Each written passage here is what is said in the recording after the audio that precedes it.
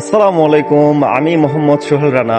আমি এখন অবস্থান করতেছি বাংলাদেশের উত্তরবঙ্গের শ্রেষ্ঠ জায়গা রাজশাহীতে।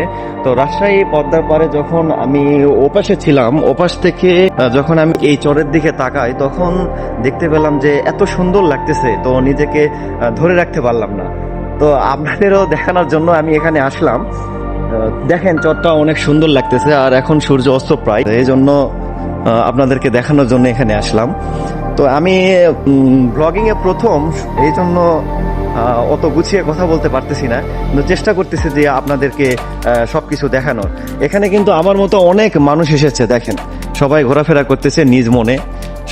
কেউ ছবি তুলতেছে, কেউ গল্প করতেছে, কেউ আবার এই মনোরম পরিবেশের যেই আবহাওয়াটা সেটা গায়ে লাগাচ্ছে।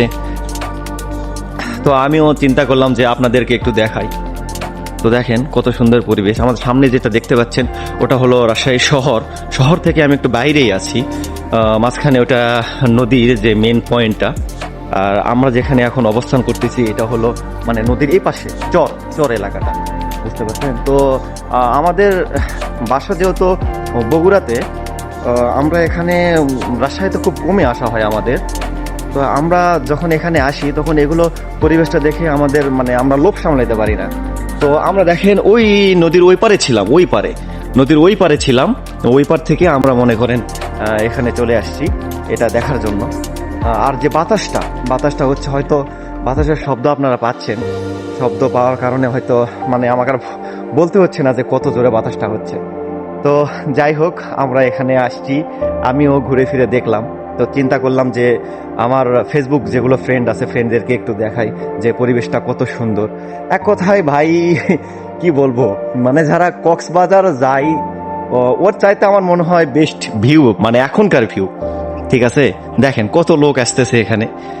তো আমার পার্সোনালি আমার খুব ভালো লাগছে। যদি আপনারা এই ভিউটা উপভোগ করতে চান, হয়তো বেশি দিন থাকবে না, কারণ সামনে কিছুদিন পর বর্ষাকাল আসবে। বর্ষাকালে তো চর যে অঞ্চলটা আছে এটা পুরোটাই মনে করেন পানির নিচে তলিয়ে চলে যাবে, বুঝতে পারছেন। আমার ভিডিওটি ভালো লাগলে সবাই লাইক, কমেন্ট অ্যান্ড শেয়ার করে দিবেন। তো আজকে এই পর্যন্তই, আবারও দেখা হবে নতুন কোনো জায়গায় নতুন কোনো ভিডিও নিয়ে। তো সবাইকে আসসালামু আলাইকুম।